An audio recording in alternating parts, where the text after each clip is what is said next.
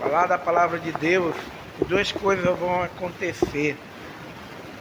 Uma, ela pode salvar ou ela pode te condenar. Porque a Bíblia diz que a condenação é esta, que a luz veio ao mundo e os homens amaram mais as trevas do que a luz, porque as suas obras eram mais, né? Quando o homem entra na igreja e sai sem a certeza da salvação, ele já ouviu e nunca mais ele vai poder dizer: eu nunca ouvi falar de ti, né? E salvar, quando ele entrega a sua vida a Cristo e ele sente, irmãos, podemos dizer assim, a sombra da graça de Deus na sua vida, né? Aí você vai ver mesmo um homem transformado por Deus, porque a Bíblia diz que aquele que começou boa obra em vós há de completar até o dia de Cristo Jesus. O irmão estava falando sobre a igreja vazia, né, irmãos? Nossa oração é que Deus ele complete, irmãos, a obra na vida de cada um dos irmãos, né? E que a igreja possa estar orando pelos nossos irmãos, para que a graça do Senhor seja tão abundante, irmão, na vida deles, que nesse exato momento eles possam estar, quem sabe, chorando por não ter vindo à casa do Senhor. Porque é assim que o Espírito Santo ele faz, irmãos. Sabe, o Espírito Santo ele incomoda. O Espírito Santo ele tira a sua paz. Você percebe que algo de errado está acontecendo, porque você está em desobediência à palavra de Deus, que a Bíblia diz que não deixeis as vossas congregações como é costume de alguns, né? Muito bem, irmão, nós queremos nesta noite falar acerca do sacrifício de Cristo, né?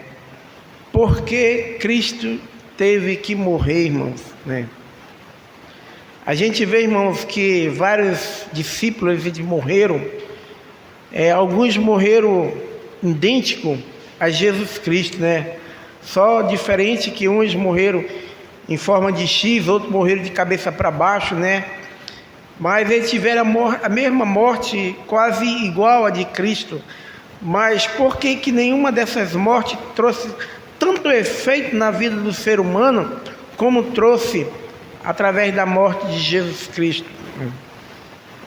E nós vamos ler, irmãos, em Mateus capítulo 27, versículo 45. Convido os irmãos para lerem do versículo 45.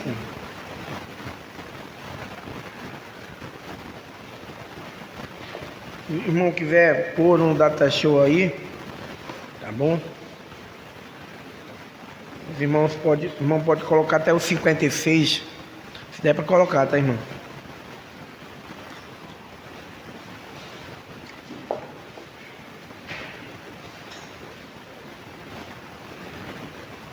Mateus capítulo 27,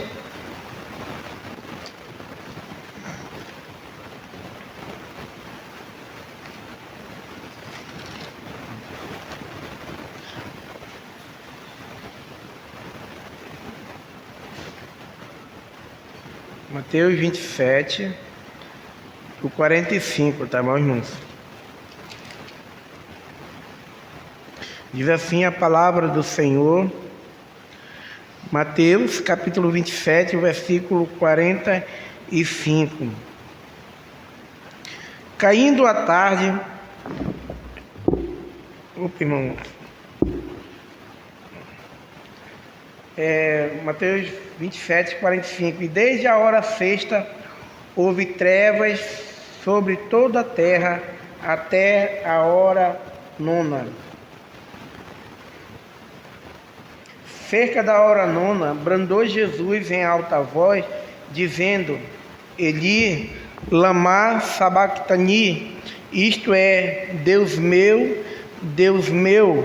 por que me desamparaste?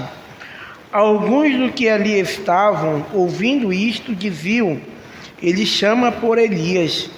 E logo correu um deles, tomou uma esponja, ensopou-a em vinagre e, pondo-a numa cana, dava-lhe de beber. Os outros, porém, disseram: deixa, vejamos se Elias vem salvá-lo. De novo bradou Jesus com grande voz e entregou o Espírito. E eis que o véu do santuário se rasgou em dois de alto a baixo, a terra tremeu, as pedras se fenderam, os sepulcros se abriram, e muitos corpos dos santos que tinham dormido foram ressuscitados. E saindo dos sepulcros, depois da ressurreição dele, entraram na cidade santa e apareceram a muitos. Ora, o centurião e os que com eles guardavam Jesus, vendo o terremoto e as coisas que aconteciam, tiveram grande temor e disseram: verdadeiramente este era o Filho de Deus. Também estava ali, olhando de longe, muitas mulheres que tinham seguido Jesus desde a Galiléia para o ouvir, entre as quais se achavam Maria Madalena, Maria mãe de Tiago e de José, e a Maria, a mãe dos filhos de Zebedeu. Senhor nosso Deus, nosso Pai, obrigado, ó Deus, pela Tua palavra, Pai. Queremos, ó Deus, Te agradecer pela vida dos irmãos que aqui vieram, com o propósito de ouvir a Tua palavra, Pai. Queremos, em nome de Jesus, ó Deus, Te pedir, que o Senhor fale nos nossos corações nesta noite. Ó Deus, nos dê o entendimento, Senhor. Nos dê a compreensão da Tua palavra. Que nós possamos sair daqui, ó Deus, com a nossa vida santa cada vez mais. E aqueles, ó Deus, que ainda não têm um bom relacionamento contigo, também esteja, Pai, abençoando, dando entendimento, ó Deus, da Tua palavra. Também, ó Deus, nós pedimos pelos nossos amados irmãos que não conseguiram chegar até aqui, ó Deus. Preciso de Ti, eles precisam da Tua ajuda. Precisa, Deus, da Tua manifestação, ó Deus, porque o homem sem Ti, Senhor, ele não pode fazer nada. O Senhor manifesta a Tua graça, ó Deus, na vida de cada um dos Teus servos. Abençoe, ó Deus, também o pastor Júlio, que neste momento deve estar já também ensinando a Tua palavra. O Senhor dê sabedoria a Teus servos, Pai, e venha, Senhor, falar no nosso coração nesta noite. Pois no nome de Jesus nós te pedimos e te agradecemos. Amém, Senhor. Bem, irmão, podeis vos assentar. Irmão, nós queremos nesta noite, irmãos, estudar com os irmãos, pensar, irmãos, acerca da morte de Jesus Cristo. Antigamente, o povo, antes da morte de Cristo, quando o povo de Israel eles cometiam algum pecado, e a Bíblia diz que o pecado do povo, eles faziam com que a ira de Deus subisse contra aquele povo, e aquele povo eles eram duramente castigados por causa dos seus pecados.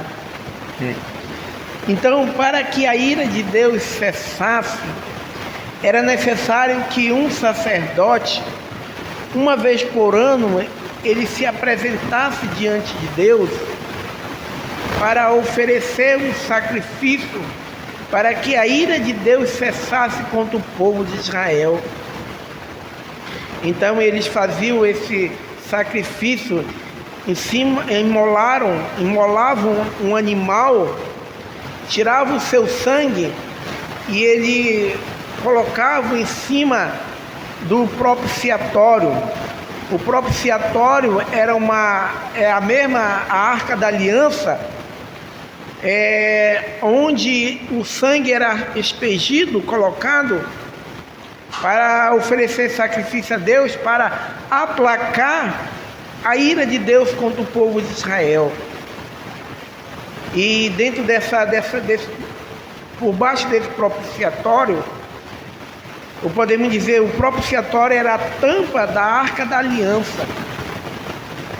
Era uma caixa de 70 centímetros de largura por 1,70 m de altura e 1,10 m o tamanho dela. E ela se encontrava ali, um pote com o maná do deserto, o cajado de Arão que floresceu e as tábuas, os mandamentos de Deus que se encontravam ali dentro. Simbolizando a presença de Deus ali, irmão, que Deus ele estava presente ali naquele local para receber do sacerdote o sacrifício para tirar a ira dele sobre aquela raça humana. E quando completava um ano, novamente o sacerdote teriam que fazer esse mesmo sacrifício a Deus, porque o povo continuava pecando, o povo continuava na sua rebeldia. Irmão, o sacrifício de Cristo aconteceu a mesma coisa, só que a Bíblia diz, sabemos que não foi com sangue de animais, de boi ou de touros, bodes que foram expelidos, mas a Bíblia diz que com o sacrifício de Cristo foi oferecido o sangue de Jesus Cristo para pagar, aniquilar de uma vez, irmãos, o preço do pecado. E a Bíblia diz, irmãos, a Bíblia nos ensina que Jesus ele foi o Cordeiro. A gente pergunta, Pedro ele morreu de cabeça para baixo, André morreram, muitos discípulos morreram degolados. Por que o sacrifício desses homens não serviram para nada? Primeiro, porque eles não eram santos. Segundo, porque eles não tinham o poder de ressuscitar. Eles teriam que morrer, mas teriam que ressuscitar.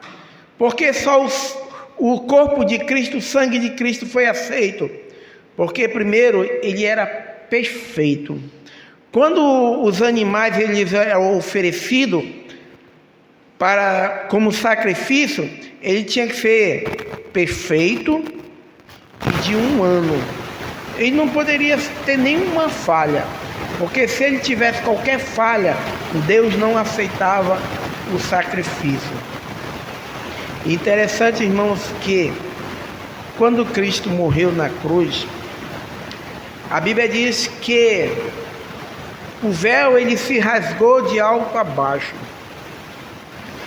Esse véu ele fazia separação entre o lugar santo do santo, o lugar santo e o pátio. Então essa cortina ela fazia separação entre o povo e o sacerdote que estavam oferecendo o sacrifício. E quando Jesus Cristo morreu, essa cortina do templo ela se rasgou no meio. Deus estava ali mostrando para o povo que não tinha mais parede que separava o homem de Deus. A cortina se rasgou. Não tinha mais um sacerdote mais para oferecer qualquer sacrifício a Deus. Porque Deus ele também não ia mais aceitar sacrifício por mão de homem, porque o verdadeiro sacrifício tinha sido feito na cruz do Calvário. E a Bíblia diz que a cortina ela se rasgou, irmão, no meio. A Bíblia diz que a terra ela fendeu no meio.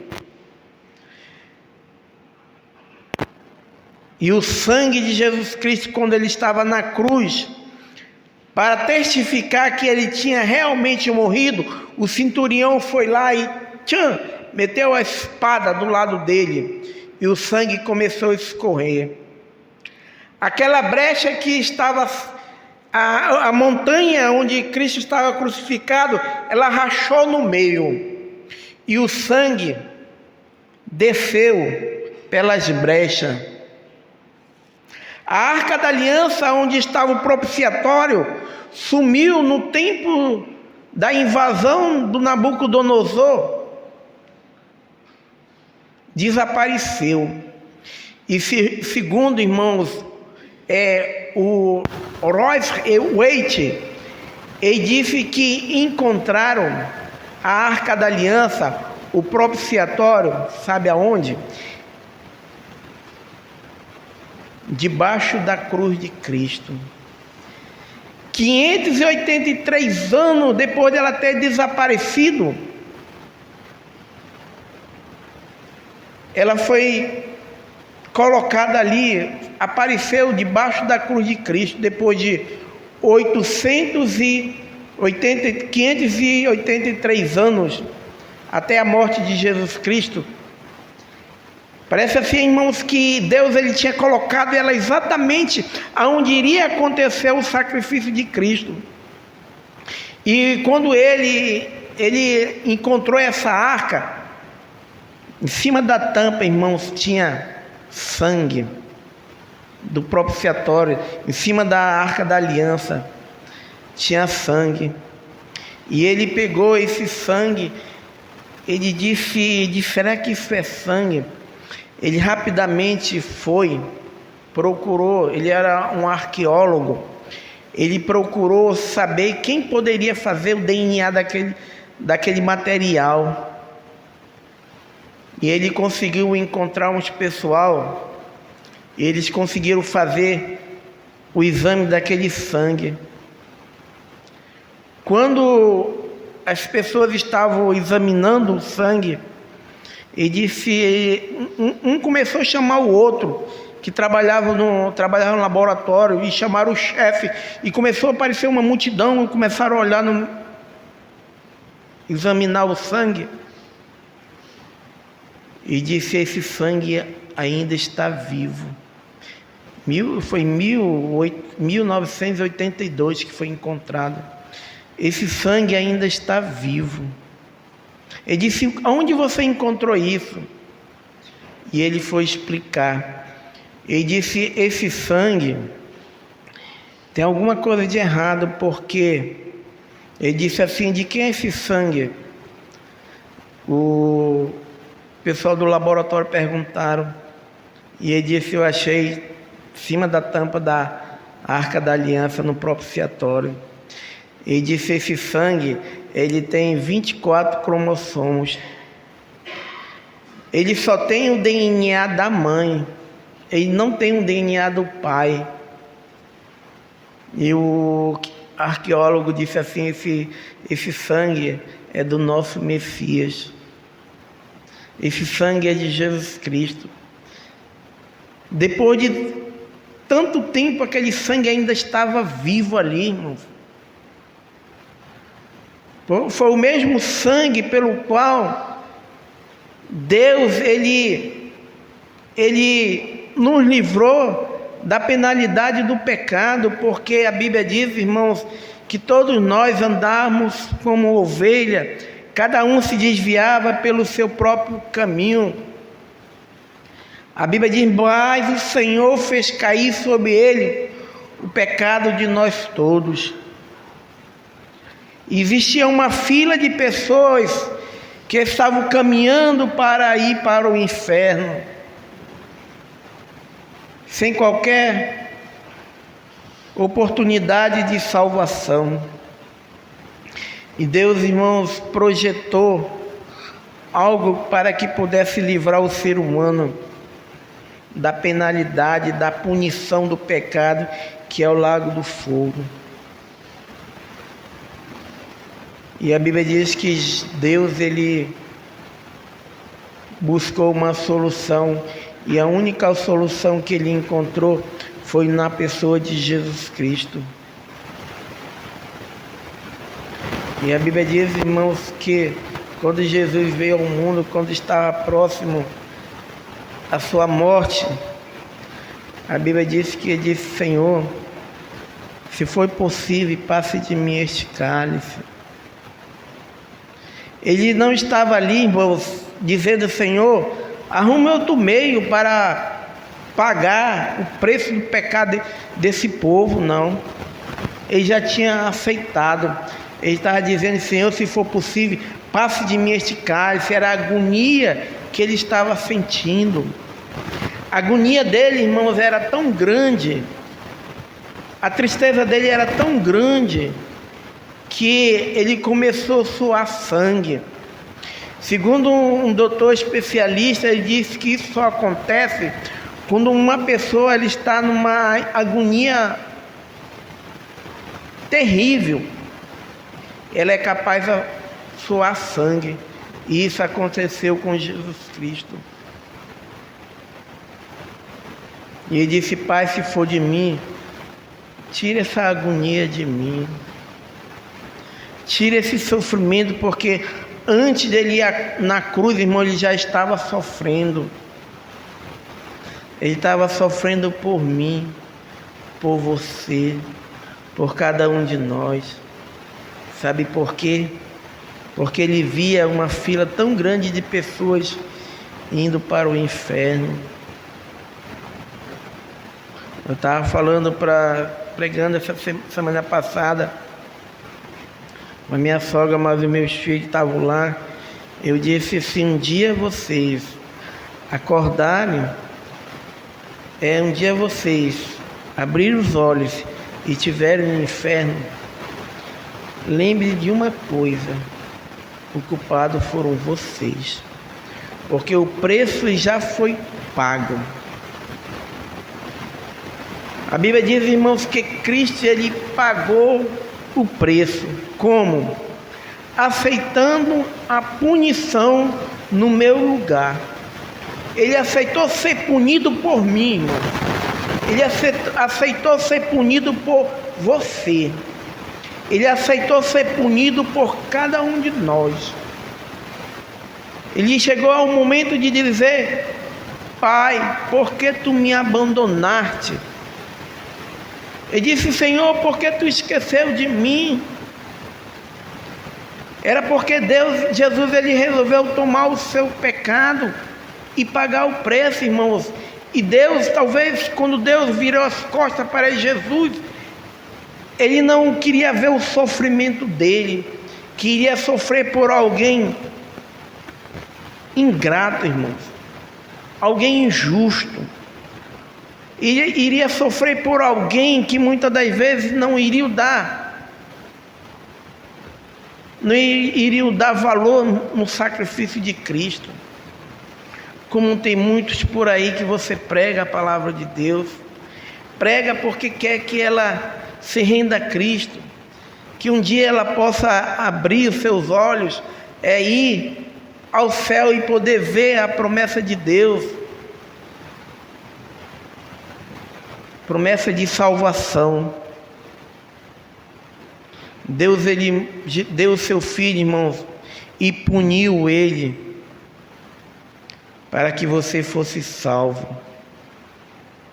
A Bíblia diz que aquele que não cometeu pecado, ele o fez pecado por nós, para que nele fosse feito justiça de Deus. Deus, ele teria que fazer justiça. E Jesus disse: eu aceito o preço. Eu vou pagar o preço do pecado do Raimundo, do João, da Maria, do José. Eu vou pagar o preço. E ele aceitou, irmãos, sabe, a morte, e morte de cruz. E você sabe que a cada segundo tem 112 pessoas que estão morrendo.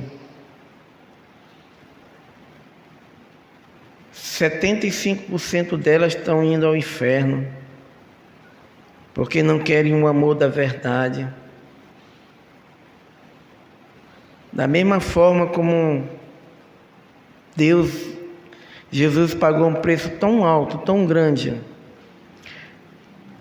vai ser as consequências daqueles que não receberem o sacrifício de Cristo. Tão grande vai ser. O inferno, ele dá seu nome de Rinom. Rinom era uma lixeira que se encontrava em Israel, que ela não se apagava. E lá os homens maus, eles ofereciam o sacrifício dos seus filhos, jogando dentro desse fogo. E esse fogo, ele nunca apagava. Esse fogo, ele consumia a pessoa. Mas o verdadeiro Rinom, que Deus preparou, Deus deu o seu Filho Jesus para livrar ele, porque já estava preparado o inferno para o diabo e seus anjos.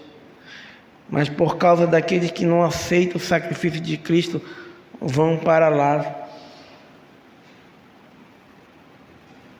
porque não querem o amor da verdade. Então, irmãos, Cristo, ele pagou o alto preço, né? Ele projetou o plano de salvação para poder te dar o perdão. E a Bíblia diz, irmãos, que os nossos pecados serão lançados na profundeza do mar. E a Bíblia diz que Deus nunca mais se lembrará deles, porque um alto preço foi pago. Deus, ele está te proporcionando o perdão, porque alguém pagou a conta no seu lugar. Alguém pagou o preço no seu lugar. É de graça esse perdão. Você não precisa pagar nada. Você tem só que receber esse perdão de Deus. O preço já foi pago. A Bíblia diz que sem derramamento de sangue não há remissão. Já houve o derramamento de sangue, o sangue de Cristo. Agora há perdão para você. Há salvação para você. E você pode sair daqui perdoado hoje, ou pode sair, como eu lhe falei, condenado, que nunca você vai poder mais dizer: eu nunca ouvi falar de ti. Hoje você está ouvindo falar de Jesus. Hoje você está ouvindo falar acerca do plano de salvação. Então, Deus, ele projetou o sacrifício de Cristo para poder te dar o quê? Perdão. Para poder te perdoar, declarar você inocente, como se nunca tivesse cometido pecado. E esse perdão é o perdão do passado, do presente e do futuro. Por mais que você lá na frente vai cair, Deus, ele vai te levantar, porque você está incluído dentro de um pacote chamado salvação. E Deus, ele não deixará de forma nenhuma que os seus eleitos continuem prostrados diante do diabo. Ele vai atrás, ele vai trabalhar. A Bíblia diz que aquele que começou boa obra em vós, ele há de completar num dia de Cristo Jesus. Num dia que o Senhor vier buscar a sua igreja, ele há de completar. Você está dentro de um pacote. O diabo, ele não pode mais fazer com que você venha perder salvação. Tem um texto na Bíblia que as pessoas dizem, lá em Hebreus capítulo 6, Hebreus capítulo 6. Muita da gente interpreta esse texto de maneira errônea. Mas olha o que o versículo diz assim. Versículo 4, 6:4. É impossível, pois, que aquele que uma vez foram iluminado e provar o dom celeste e se tornaram participantes do Espírito Santo e provaram a boa palavra de Deus e os poderes do mundo vindouro e caíram, sim, é impossível outra vez renová-lo para arrependimento, visto que de novo estão crucificando para si mesmo o Filho de Deus e expondo à ignomia. Esse versículo aqui, irmãos, ele disse que é impossível o ser humano cair da graça, porque de uma vez salvo para sempre. É mais fácil o homem cair em pecado ou cair da graça? Pecado, mas ele não cai da graça. Porque se ele cair da graça, é como se o sacrifício de Cristo não tivesse sido perfeito. É como se ele tivesse de novo levando Jesus ao vitupério, levando Jesus ainda a fazer novo sacrifício por ele. Mas não, o sacrifício foi perfeito para lhe dar o perdão. E Deus jamais vai fazer com que você caia da graça. Você pode cair no pecado, mas da graça você não cai. Porque se você cair da graça, é como se Deus estivesse rejeitando o sacrifício de Cristo. E Cristo teria que se sacrificar de novo pelos seus pecados, se o homem perde a salvação.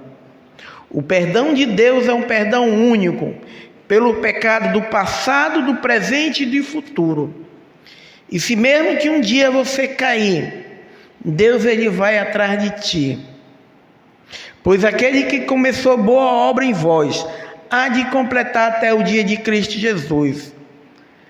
E quando o povo eles estavam renovando, construindo, reformando o templo, Deus falou para aquele povo e disse que a glória da segunda casa seria maior do que a primeira.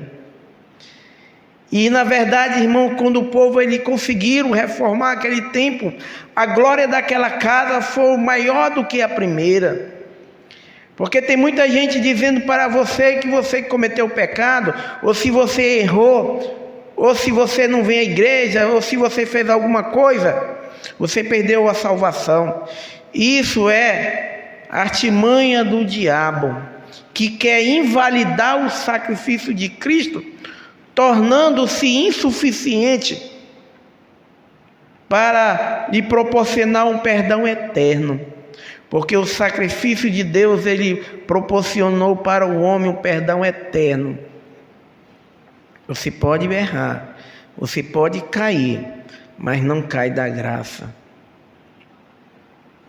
Pedro, quando ele negou Jesus Cristo 3 vezes, quando Deus trabalhou na vida dele, Pedro ganhou quase 3.000 almas. Quando Davi ele cometeu o seu pecado, e o profeta foi lá com ele e disse: e o Senhor já os perdoou. O Senhor já os perdoou. Davi disse que tinha se arrependido. Ele disse: pois Deus ele já te perdoou. Sabe, o diabo ele já é bastante, ele é suficiente para julgar o crente, as pessoas. Ainda tem um monte de gente ainda que quer ajudar ele, que quer desanimar. Irmão, se você está dentro desse pacote de salvação, você está sobre a graça, protegido sobre a graça de Cristo. É o favor imerecido de Deus. Ele vai te cobrir, Ele vai te proteger. Se você cair, Ele vai te levantar. Se você não tiver ânimo, Ele pode te dar. Se você não quiser vir mais à igreja, Ele pode tirar do seu coração isso.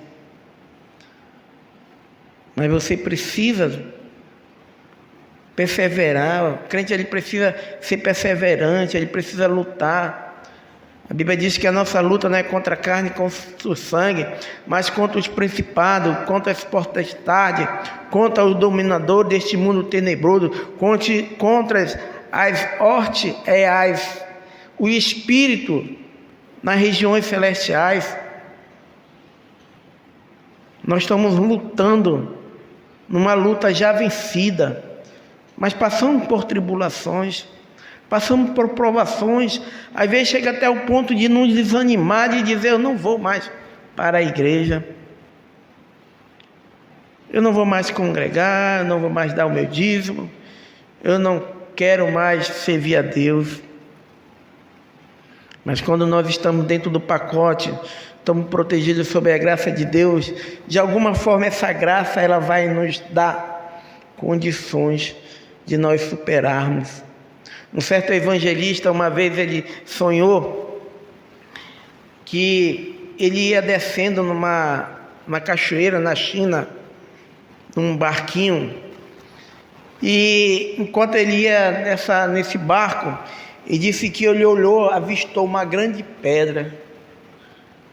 Ele disse que ele orou ao Senhor e disse: Senhor, tenha compaixão de mim, eu vou me acabar no meio daquela pedra. Ele disse que Deus perguntou para ele: o que tu queres que eu faça? Você quer que eu tire aquela pedra do meio do rio? Ou você quer que eu eleve as águas e você passe por cima daquela pedra? Sabe, irmão, é isso que Deus ele faz com a sua igreja. Nós estamos protegidos com a graça de Deus. Que quando nós não conseguimos, sabe, tirar aquela pedra que está diante de nós, Deus ele vai fazer com que as águas subam e nós vamos triunfar sobre a pedra. Mas nós não podemos de forma nenhuma deixar de perseverar, pois estamos dentro do pacote de salvação, protegido pela graça de Deus, perdão que Ele deu a cada um de nós. Sabe, irmão, o sacrifício de Cristo, ele não foi só um projeto de Deus, Ele não só trouxe perdão, mas Ele trouxe também perfeição. Ele trouxe perfeição para cada um de nós. Eu gostaria de compartilhar com os irmãos. Diz assim: Jesus, porém, tendo oferecido para sempre um único sacrifício pelo pecado, assentou-se à destra de Deus, aguardando daí em diante até que os seus inimigos sejam postos por estrado dos seus pés. Porque como uma única oferta aperfeiçoou para sempre, olha só, irmão, para sempre, quanto estão sendo santificados. E disto não dá testemunho também o Espírito Santo, porquanto após ter dito: esta é a aliança que farei com eles. Depois daqueles dias, diz o Senhor, porei nos seus corações as minhas leis. Sabe, irmão, Deus ele vai colocar nos nossos corações as suas leis, seus mandamentos. Deus ele vai colocar nos nossos corações o seu amor, para que nós venhamos amar o Senhor, para que nós venhamos amar a Deus, para que nós venhamos amar aquele que deu o seu único Filho por nós. E se isso não é suficiente para nós, é porque, irmão, você não faz parte, irmão, do pacote de salvação. se eu não tenho conseguido amar a Deus a ponto de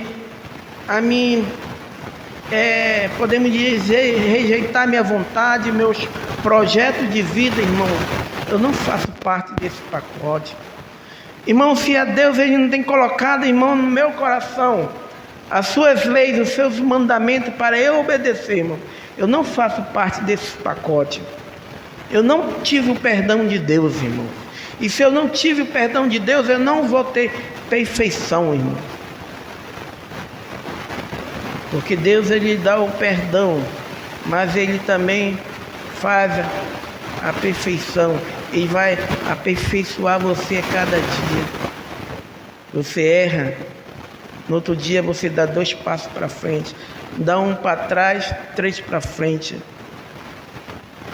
Porque a Bíblia diz que quando Cristo vier buscar em uma sua igreja, ele vai transformar nós no corpo corrupto pelo um corpo incorruptível. Isso quer dizer que nós estamos passivos aos erros, às falhas. Mas vamos lutar, vamos perseverar, irmãos. Porque depois da perfeição, o Senhor ele vai nos dar a sua promessa, irmão, de vida eterna. E nós precisamos perseverar. Precisamos continuar firme. A Bíblia diz que 1000 cairão ao teu lado e 10.000 à tua direita, e você não será atingido. Não é que vão estar morrendo de gente de um lado e do outro, não. É porque Deus ele vai estar te guardando, irmão. Você faz parte do pacote da salvação. Você está protegido sobre a graça de Deus. E ninguém, a Bíblia diz, ninguém poderá, irmãos, tirar das suas mãos. Um dia desse eu estava ouvindo o hino diz assim que eu seguro nas tuas mãos. Isso é mentira, porque se você segurar na mão de Deus, você está correndo o risco de saltar. Mas se Deus segurar na tua mão, irmão, ninguém pode tirar das suas mãos. Ninguém. E eu pergunto para você, você entendeu o propósito do sacrifício de Cristo? Você tem a certeza que você já obteve o perdão de Deus? Como é que eu posso ter a certeza? É quando a graça de Cristo ela está tendo efeito sobre a minha vida. Quando não precisa ninguém, sabe, irmão? Alguém dizer, fulano, vai para a igreja. Fulano, dá o teu dízimo.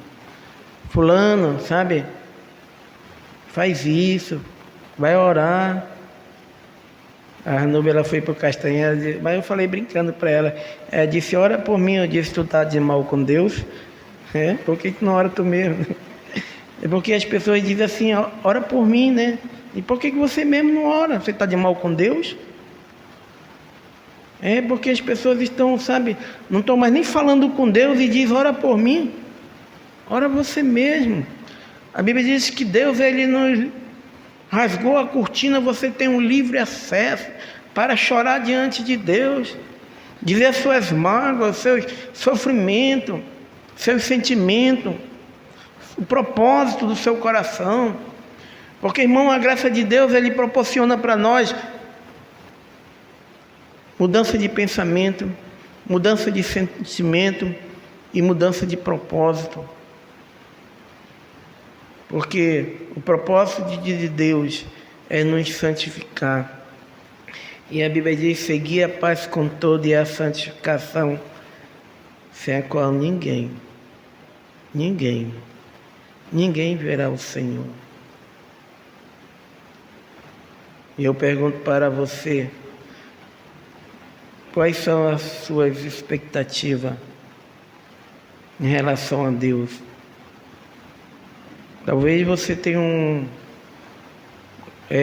projeto de ter um carro, uma boa casa, né? Mas em relação a Deus, certo homem disse que a média da vida do ser humano é 70 anos, né? 15 na sua infância, 20 anos dormindo, 5 anos cuidando de saúde, sabe? E os outros trabalhando, pagando as suas dívidas há 15 anos. Soma dá 70 anos. E qual é o tempo? Em que tempo Deus vai caber, sabe? Em que momento você pode dizer, esse é o tempo de Deus? Esse é o tempo de Deus, tempo de santificação, tempo de transformação, tempo de servir a Ele, sabe? Principalmente os jovens que têm uma vida toda pela frente.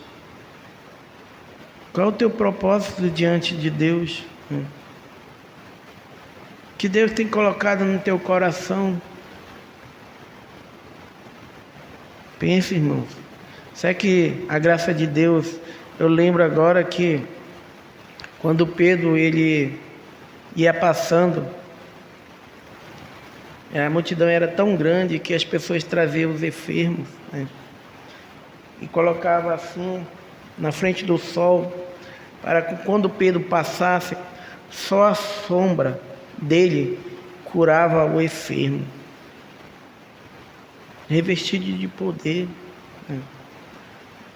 A graça de Deus, irmãos, qual o impacto que ela está trazendo para a nossa vida, irmão? Ela tem que operar alguma coisa, irmão. Se ela não está operando, você não está fazendo parte do projeto de Deus de salvação, irmão. Não está. Alguma coisa Deus ele quer fazer na sua vida. Se Ele não quer, é porque você não tem nenhum relacionamento, você não tem nada a ver com Deus. Sabe por quê? Porque a Bíblia diz que vai haver um dia que aquelas 10 virgens, que estavam 5 preparadas, 5 nécias, as outras que estavam preparadas entraram. As 5, quando elas chegaram, bateram: Senhor, Senhor, abra-nos a porta. Sabe qual foi a palavra que ela ouviu? Nunca vos conheci. Alguns vão dizer: Senhor, nós ensinávamos na tua rua. Senhor, nós fazia isso, fazia aquilo. Sinto muito, mas não vos conheço. Você não faz parte do pacote de salvação. Sino que nós estávamos cantando agora, o 108, né? Quando se fizer chamada. Foi feito por causa de uma jovem. Era um grupo de 100 pessoas. E começaram a fazer chamada. Quando chegou para inteirar as 100, a moça não respondeu. E o professor ficou pensando: o que aconteceu com essa menina? Por que ela não respondeu? Fiz chamada e ela não respondeu. E ele foi na rua andando, ele começou a fazer quando se fizer chamada. Um dia vai haver uma grande chamada. O Senhor ele vai ter um livro onde o nosso nome vai estar escrito no livro da vida. E Ele vai fazer chamada. E quando Ele fizer chamada, eu quero ter a certeza. Deus ele quer ter certeza que você também vai estar lá. Que você não está aqui só brincando de ser crente. Que você não está aqui só para enganar sua mãe, o seu pai, ou talvez enganar o namorado, ou o namorado enganar você. Mas que você está dentro do plano de Deus, do propósito de Deus, de salvação, e dizer: Senhor, quando o Senhor fizer chamada lá, eu vou estar. O meu nome vai estar escrito no livro da vida. Doa quem doer. Eu posso chorar, eu posso cair, mas eu sei que o Senhor vai me levantar. Porque aquele que começou, Ele há de completar, irmãos. Ele há de completar. E você que não tem Jesus como seu Salvador, qual é a resposta que você vai dar para Deus nesta noite? Você pode sair daqui com a certeza da salvação. Você pode sair daqui, sabe,